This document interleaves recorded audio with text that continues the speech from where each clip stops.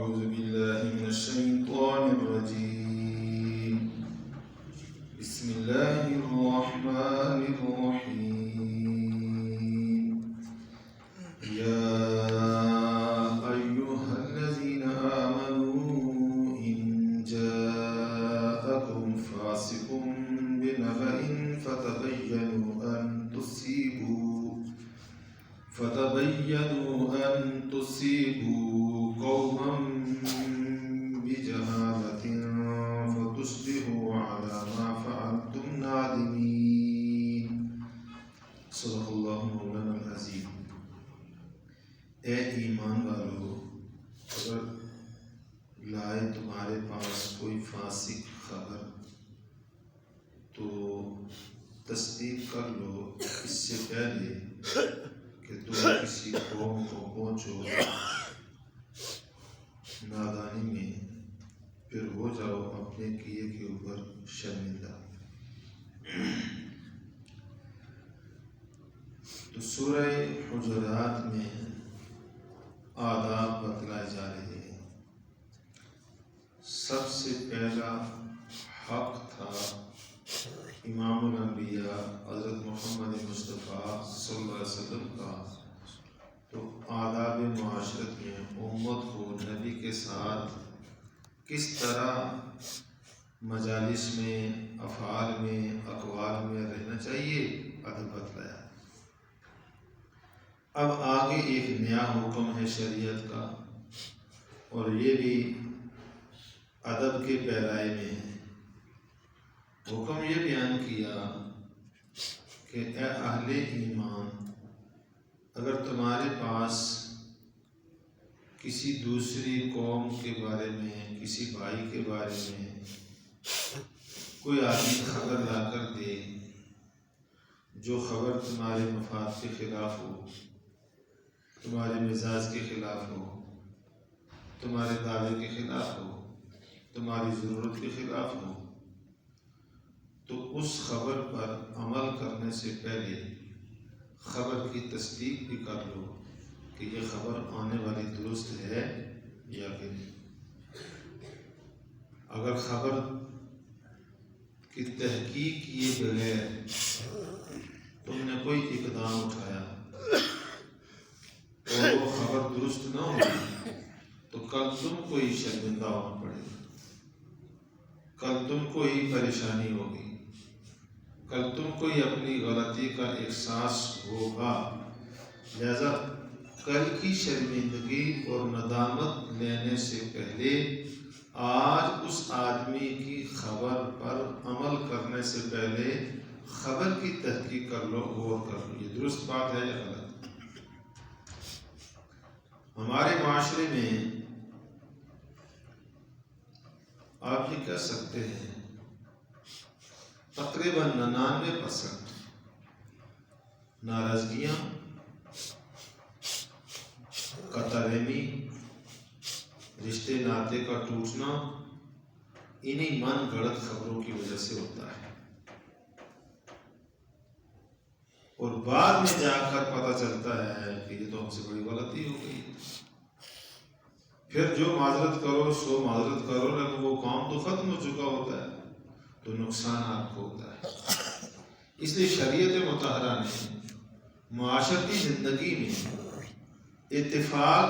اور اتحاد برقرار رکھنے کے لیے ہر خبر کے اوپر عمل کرنے کا حکم نہیں دیا،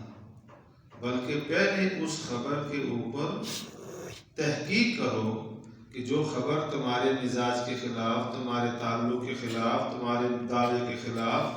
تمہارے اس رشتہ کے خلاف، تمہارے مطلوب کے خلاف کسی نے دی ہے، آیا خبر دینے والے نے خبر صحیح دی ہے یا غلط دی ہے؟ جب تک تحقیق نو آپ عمل نہ کریں۔ چنانچہ یہ آیت نازل ہوئی، اس کے شان نزول میں ایک واقعہ لکھا ہے۔ رسول اللہ صلی اللہ علیہ وسلم کے پاس بنو مستلق قبیلے کا سردار حارث بن ضرار پیش ہوا۔ جب یہ پیش ہوا آپ صلی اللہ علیہ وسلم نے اس کو دعوت دی تو یہ مسلمان ہو گئے. چنانچہ اس کی بیٹی جویریہ پھر حضور صلی اللہ علیہ وسلم کے نکاح میں آئی، ام المؤمنین بنی. تو حارث بن زرار نے آپ صلی اللہ علیہ وسلم کی دعوت کو قبول کر کے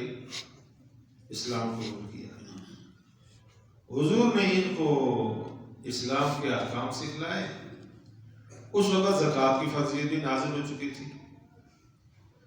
تو انہوں نے حضور صلی اللہ علیہ وسلم سے یہ عرض کیا، یا رسول اللہ صلی اللہ علیہ وسلم، اپنے قبیلے کا سردار ہو، میری بات قبیلے میں مانی جاتی ہے، میں اپنے علاقے میں جا رہا ہوں اور میں اپنے قبیلے کے لوگوں کو جمع کر کے ان کو بھی اسلام کی دعوت دوں گا. تو قبیلے کے جو لوگ میری اس دعوت کو قبول کر کے مسلمان ہو جائیں تو پھر یہ میں اپنے مال کی زکوٰۃ بھی نکالوں گا اور ان سے بھی زکوٰۃ وصول کروں گا. تو فلاں تاریخ تک ہم یہ کام کر لیں گے. تو فلاں تاریخ تک آپ اپنا آدمی ہمارے پاس بھیج دینا، جو بندے مسلمان ہوئے ہوں گے ان کے مال کی جو زکوٰۃ بنتی ہوگی وہ ہم جمع کر کے آپ کے عوامل کے ہاتھ، آپ کے اندے کے ہاتھ مدینہ میں آپ کے لیے بھیج دیں گے. چنانچہ حارث بن زرار رضی اللہ تعالیٰ عنہ نے حضرت صلی اللہ علیہ وسلم کے ہاتھ پر اسلام قبول کیا، دعوت ایمان قبول کی، اسلام کے احکام سیکھے، پھر اپنے علاقے میں آ گئے. اپنے قبیلے کے سردار تھے، قبیلے والوں کو جمع کیا اور ان کو ساری بات دعوت دی. اللہ کی شان، قبیلہ سارا مسلمان ہو گیا، سارا قبیلہ مسلمان ہو گیا. اس لیے یہ بات سمجھو، یہ بڑی اہم بات ہے. ہم میں سے ہر آدمی کو اپنے ٹبر میں قبیلے میں بڑا بننے کا شوق ہوتا ہے. دنیائی باتوں میں ہم اپنے سارے قبیلے ٹبر برادری کو جمع کر کے جو فیصلہ ہم کرتے ہیں ان کو ماننا پڑتا ہے. تو اپنے قبیلے کے اندر ایک بڑا مرتبہ ہوتا ہے، مقام ہوتا ہے، یہ فلاں قبیلے کا بڑا آدمی ہے، یہ سارے ووٹ اس کے پاس ہے، اس کو راضی کر لو ووٹ سارے تمہیں آ جائے گی. یہاں تو ووٹ کا یہی زمانہ ہے.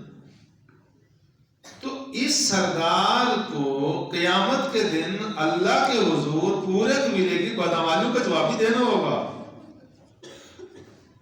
کہ تو دنیا داری کے لیے تو قبیلے کو اپنے پیچھے چلاتا تھا، تو دین داری کے لیے تو نے قبیلے کو پیچھے کیوں نہیں چلایا. نبی پاک صلی اللہ علیہ وسلم مکہ والوں سے مایوس ہو کر جب طائف میں دعوت دینے گئے تھے تو سب سے پہلے کس کو ملے تھے؟ طائف کے 30 سرداروں کو ملے تھے. تو سردار وہ کیوں ملے تھے کہ 3 سردار مان گئے تو پورا طائف مسلمان ہو جائے گا، اور سردار ہی نہ مانے تو ووٹ لیڈر تو وہ ہے، باقی تو سارے ووٹر ہیں. تو جب تک لیڈر نہیں ہاتھ میں آتا تو ووٹر تو ہاتھ میں. اس لیے یہ بات آدمی کو سمجھ چاہیے، اللہ کسی کو بڑا بنائے گی، بڑے کی ذمہ داری بڑی ہوتی ہے. اس لیے فرمایا الا کلکم راع، تم میں سے ہر ایک ذمہ دار ہے، وَكُلُّكُمْ مَسْئُولٌ عَنْ رَعِيَّتِهِ، اور ہر ایک سے اس کی ذمہ داری کے متعلق قیامت کو سوال ہوگا. جو آدمی گھر کا فرد ہے، ماں باپ ہیں، تو اولاد کے متعلق وہ ذمہ دار ہیں، ان کے دین کے بارے میں، ان کے دنیا کے بارے میں، ان کے تمام حقوق کے بارے میں ذمہ دار ہیں. قیامت کے دن سوال ہوگا. اور جو شہر کا ذمہ دار ہے تو پورے شہر کے متعلق، جو تحصیل کا ذمہ دار ہے پوری تحصیل کے متعلق، جو ضلع کا ذمہ دار ہے پورے ضلع کے متعلق، جو صوبے کا افسر ہے اس سے پورے صوبے کے متعلق، اور جو پورے ملک کا سردار ہے اس سے پورے ملک کے متعلق عوام کی تمام دینداری کے بارے میں قیامت کے دن سوال ہوگا. یہ بات معمولی نہیں ہے، اس کو اس کا احساس نہیں ہوتا. حارث بن زرار اپنے قبیلے کے سردار ہیں، جا کر قبیلے کو دعوت دی، سارا قبیلہ کیا ہو گیا؟ مسلمان ہو گیا. پھر قبیلے والوں کو نماز وغیرہ، آذان، سارے احکام سکھلائے اور وہاں آذان بھی شروع ہو گئی، نماز بھی شروع ہو گئی. پھر ان کو زکوٰۃ کا حکم بتایا تو حساب و کتاب کر کے زکوٰۃ کا مال بھی جمع کر لیا ایک جگہ. جب وہ تاریخ مقررہ آئی جس دن رسول اللہ صلی اللہ علیہ وسلم کے ساتھ طے ہوا تھا کہ فلاں تاریخ کو اپنے بندہ بھیج دینا،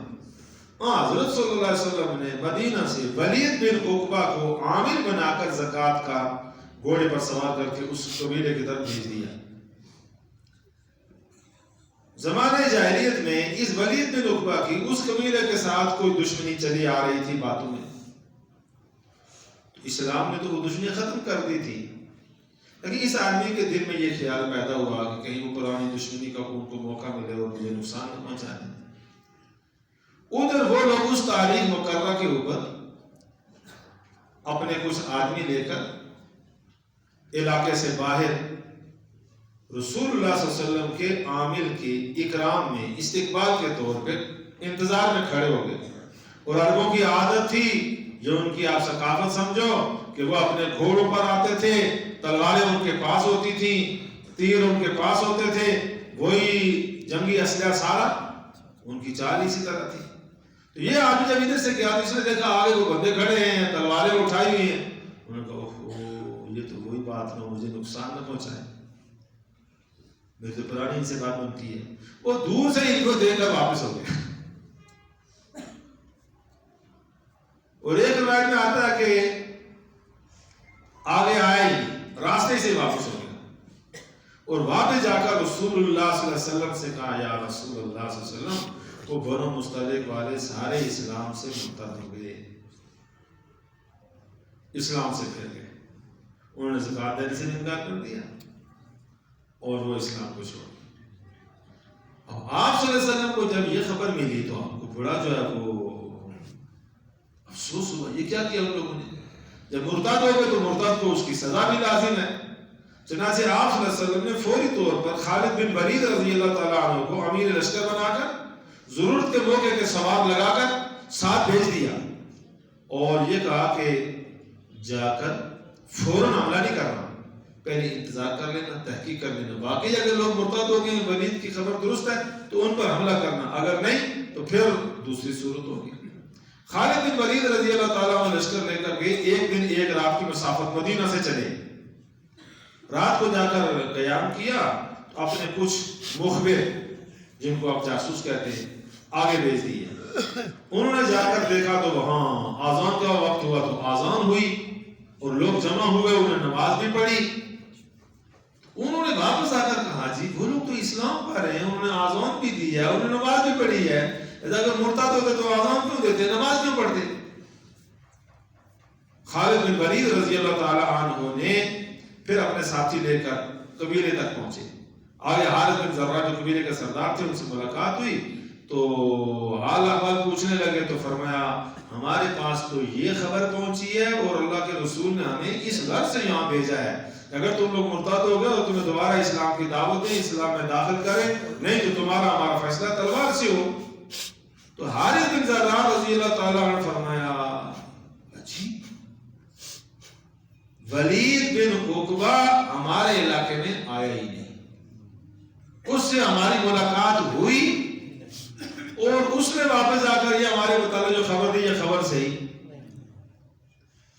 چنانچہ پھر حارث بن زرار خود مدینہ حاضر ہوئے رسول اللہ صلی اللہ علیہ وسلم کے پاس اور آ کر پوری اپنی تسلی پیش کی، تو ولید بن عقبہ کو رسول صلی اللہ علیہ وسلم نے بلا کر کہا یہ تو نے کیا کیا؟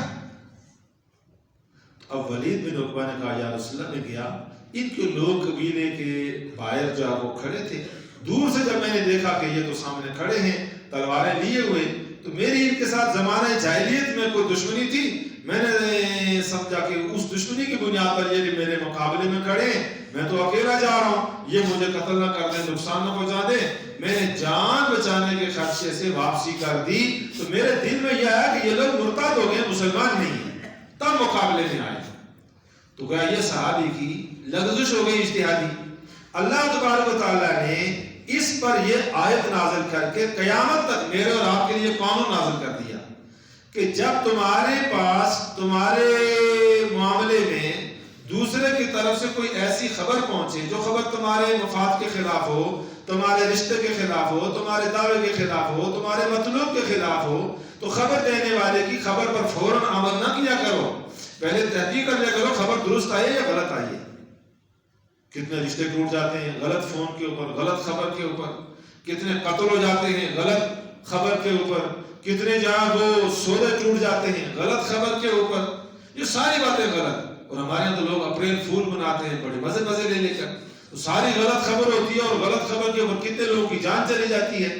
تو قرآن پاک نے یہ اصول بیان کر دیا قیامت تک کہ تمہارے پاس کوئی بھی خبر آئے پہلے اس کی تحقیق کرو۔ یہ خبر دینے والے کی خبر درست ہے، واقعہ کے مطابق ہے، تو پھر اس پر سوچو، عمل کرو۔ اگر وہ خبر تحقیق کرنے کا مطلب خبر درست نہیں ہے تو تم کسی انتہائی اقدام اٹھانے سے محفوظ ہو جاؤ گے، جو نقصان ہونا تھا اس سے بھی کیا ہو جاؤ گے، محفوظ ہو جاؤ گے۔ اللہ تعالیٰ نے فرمایا یا ایھا الذین آمنوا، اے ایمان والو، ان جاءکم فاسق بنبأ، اگر تمہارے پاس کوئی کچی خبر لے آئے جو واقعہ کے مطابق نہ ہو تو فتبینوا، پہلے تحقیق کر لو،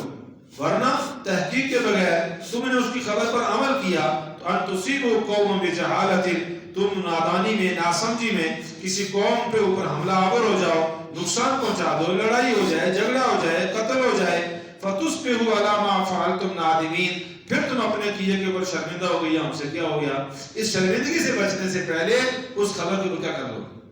تحقیق کر لو۔ یہ آج کل دیکھو میڈیا کا دور ہے، اور سوشل میڈیا جو خبریں چلاتی ہے تو بعد میں جا کر پتہ چلتا ہے یہ سارا ڈرامہ تھا، یہ سارا جھوٹ تھا، یہ سارا غلط تھا۔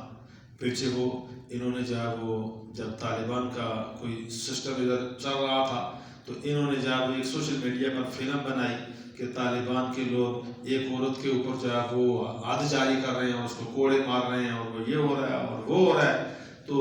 3-4 مہینے کے بعد جا کر پتہ چلا کہ وہ سارا مصنوعی ڈرامہ تھا، کوئی سزا نہیں ہوئی، کوئی قتل نہیں ہوئی، کوئی کچھ نہیں ہوا، کوئی طالبان نہیں تھے۔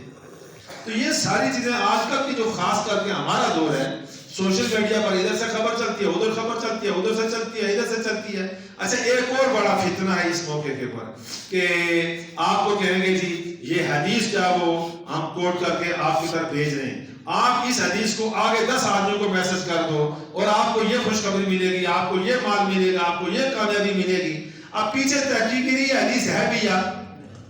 تو بغیر تحقیق کے حدیث کو آگے میسج کرنا، آگے پہنچانا، یہ اس آیت کے بالکل خلاف ہے۔ جب تمہارے پاس کوئی خبر آئے پہلے تحقیق کرو یہ پیچھے درست بھی ہے یا کہ نہیں۔ ورنہ نبی پاک صلی اللہ علیہ وسلم نے فرمایا آپ میرے خلاف کوئی جھوٹی بات منسوخ کریں گے تو ہے گناہ کی بات ہے، بہتان کی بات ہے، لیکن اس سے آدمی کافر تو نہیں ہوتا۔ لیکن رسول اللہ صلی اللہ علیہ وسلم نے فرمایا من کذب علی متعمدا فلیتبوأ مقعدہ من النار، جو میرے ذمہ جھوٹی باتیں منسوخ کرتا ہے جان بوجھ کر، وہ اپنا ٹھکانہ جہنم کی آگ میں بنائے۔ اتنی سخت وعید ہے۔ تو آج کے اس دور میں قرآن پاک کی یہ آیت ہم سب کے لیے ہدایت اور رہنمائی کا ذریعہ ہے کہ جب بھی تمہارے پاس کسی طرف سے کوئی خبر آئے اول اس خبر کی کیا کرو، تحقیق کرو، درست ہو اس پر عمل کرو۔ اگر وہ خبر ہی غلط نکلی تو تحقیق سے پہلے عمل کیا تو تمہیں نقصان ہوگا۔ اللہ تعالیٰ ہمیں اس پر سمجھ کر عمل کی توفیق عطا فرمائے۔ ربنا تقبل منا انک انت السمیع العلیم برحمتک یا ارحم الراحمین۔